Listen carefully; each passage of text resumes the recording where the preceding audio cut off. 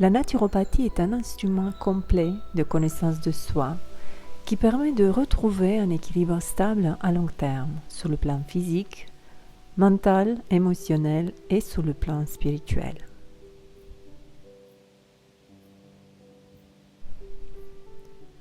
Au-delà d'accompagner les personnes à adopter des habitudes saines de vie, il y a quelque chose qui m'importe beaucoup plus. C'est de les soutenir à retrouver leur autorité intérieure pour qu'elles puissent choisir et définir elles-mêmes ce que c'est sain pour elles, de pouvoir discerner dans la masse d'informations et pouvoir finalement créer leur vie et non pas uniquement la santé à partir de repères intérieurs. Sous un angle plus subtil, je pense que la vie de chacun d'entre nous est un chemin de retour au repère intérieur, à cette autorité intérieure que j'appelle aussi le Dieu intérieur. D'après mon expérience, voici les trois grandes étapes que j'ai identifiées. La première étape, c'est l'étape de mise en place de fondation qui, selon moi, dure à peu près jusqu'à 20-21 ans. C'est la période où on absorbe les normes des autorités à l'extérieur de nous. Nous sommes imbibés des repères de ceux qui nous entourent, que ce soit la famille, l'école, le gouvernement, la religion. C'est une étape qui nous permet de fonder notre système de valeurs, de construire les fondations du système d'évaluation et de perception de la réalité, donc à partir d'un matériel qui est fourni par les autorités extérieures et pour lequel il n'y a pas de filtre développé. Confrontés à la réalité du début de la vie professionnelle ou amoureuse, nous nous rendons compte qu'il y a un décalage entre ce que nous avons appris et la réalité. Et que ce soit de notre propre initiative ou poussé par la vie, nous entamons un processus de connaissance de soi. Et nous commençons donc à faire un tri entre toutes ces croyances. La deuxième phase, c'est la phase de déconstruction.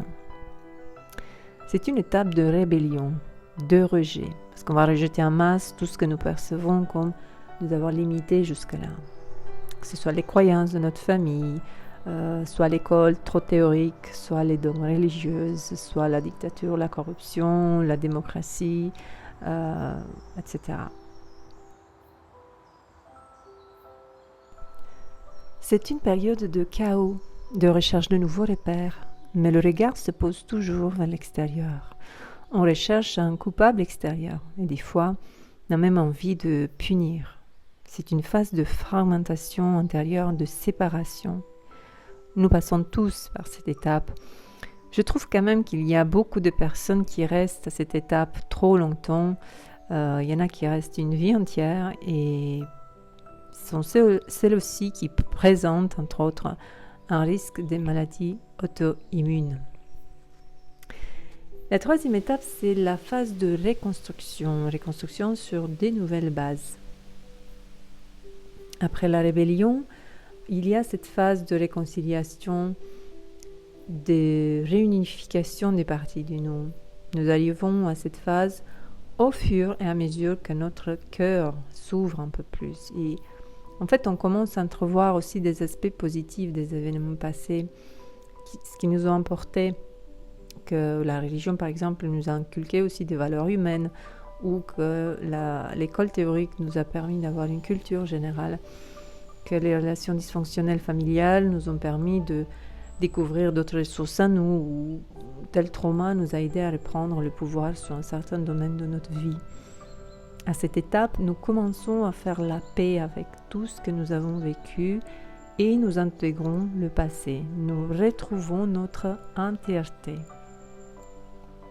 Quand nous acceptons notre passé avec ses parties positives et négatives, c'est qu'on s'accepte aussi nous en tant qu'individus avec tous nos traits de caractère. À la fois, on est corrompu et juste, on est doux et agressif, on est honnête et menteur, on est généreux et avare dans sa totalité. Et ce n'est qu'à partir de ce moment-là que nous retrouvons notre guide et autorité intérieure et que nous pouvons manifester une vie, une santé selon nos repères intérieurs.